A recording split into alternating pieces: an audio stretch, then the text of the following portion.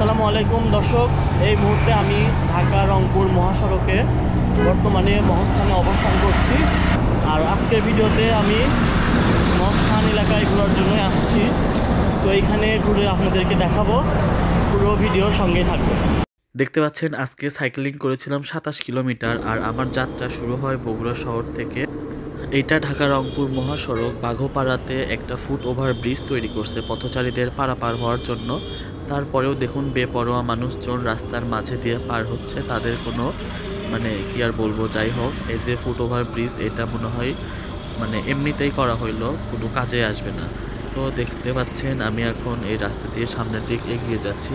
হঠাৎ মন চাইলো তো বিকেলবেলা ঘুরতে বের হয়েছিলাম শুক্রবারে।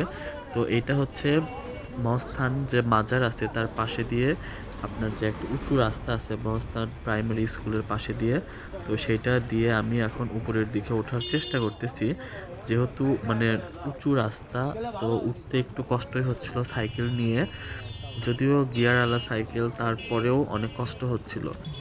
উপরে উঠে আসার পরে ডান পাশে যে বট গাছ আছে সেই গাছের নিচে অনেক মানুষের সমাগম দেখলাম। তো ওইখানে অনেক বাদ্যযন্ত্রর আওয়াজ শুনতে পেলাম। তো সেটা শুনতে শুনতেই সামনের দিক এগিয়ে গেলাম। তো অনেক মানুষের ভিড়। এখানে যে মহাস্থানের যখন মেলা হয় তখন এইখানেই কিন্তু সেই মেলাটি বসে। চলুন সামনের দিক এগিয়ে দেখা যাক কি হচ্ছে সেইখানে। আমি যদিও কোনোদিন এইগুলো দেখিনি, তারপরেও আজকে দেখে দেখতে মন চাইলেও দেখে সামনের দিক এগোচ্ছি। তো এখানে মানুষজন পিকনিক করতে আসে, অনেক দূর দূরান্ত থেকে আসে, গ্রাম অঞ্চল থেকে পিকনিক করার জন্য। পিকনিক স্পট হয় এখানে, রান্নাবাড়ি করে এখানে খাওয়া দাওয়া করে। তো দেখতে পাচ্ছেন এইখানে গান নাচানাচি হচ্ছে, মানুষজন ভিড় করে সেইগুলো দেখতেছে। তো আমিও সাইকেল নিয়ে উপরে উঠে আসলাম, এখানে ছেলে মেয়ে সবাই ছিল। তো আশেপাশে আপনাদেরকে এখন ঘুরে ঘুরে দেখাবো, পুরো ভিডিওটি এনজয় করুন।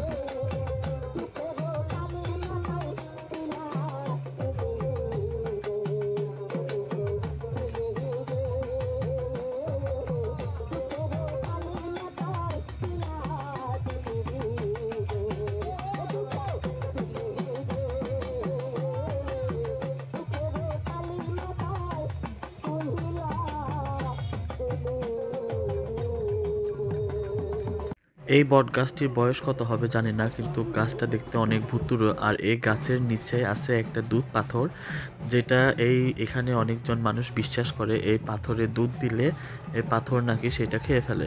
তো অনেক শিরক কারী আছে যারা এগুলো শিরক করে, এখানে এসে পাথরে দুধ ঢেলে দেয়, হিন্দুরা এসে সিঁদুর দেয়, দিয়ে এই পাথরকে তারা পুজো করে। এটা পুরোপুরি শিরক আর হারাম, কিন্তু তাও এখানকার মানুষজন নাকি বিশ্বাস করে এই পাথর তাদের জন্য অনেক মঙ্গল করে।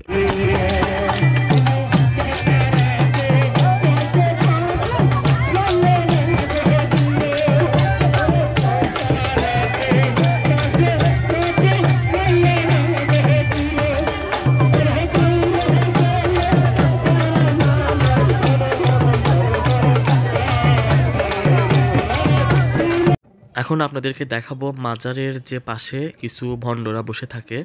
তো এখানে একটা জিয়তকুণ্ড কূপ আছে, সেইগুলো আপনাদেরকে এখন দেখানোর চেষ্টা করব। তো আমি রাস্তার এই পাশ থেকে মাজারের দিকে ওঠার চেষ্টা করতেছি। তো আমার সঙ্গী এই সাইকেলই ছিল, সাইকেল নিয়ে ঘুরতে আসছিলাম। তো এখানে এসে দেখতে পাচ্ছেন এইখানে সবাই বসে থাকে, ভণ্ডরা শুয়ে থাকে, সব কিছু এগুলো করে।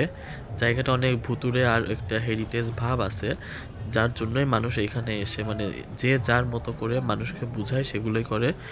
এখানেও দেখুন বসে আছে তার ভক্ত অনুসারীদেরকে নিয়ে। তো আমি এখন সামনের দিক এগোচ্ছি। এইটা জুমার সময় এই জায়গাতে প্রচুর পরিমাণে ভিড় হয়।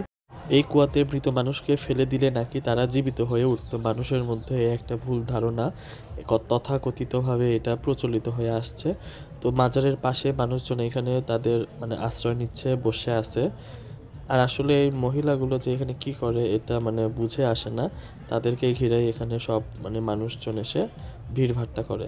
তো এখানেও দেখতে পাচ্ছি একজন মহিলা পাশে কি যেন রাখছে কাগজপাতি নিয়ে, আর আশেপাশে মানুষজন এগুলো বসে থেকে তাদের দেখতেছে আর কি। সন্ধ্যা হয়ে গেছে, আজকের ভিডিও এতটুকুই। আমি এখন মহাস্থান থেকে বগুড়াতে চলে আসব, বগুড়া শহরে। তো একটানে সাইক্লিং করে নিয়ে আসা অনেক টাফ, যদিও তারপরেও আমি আধা ঘন্টার মধ্যে সেইখান থেকে চলে আসছিলাম। আর আমার পুরো ভিডিওটি দেখার জন্য আপনাদের সকলকে ধন্যবাদ।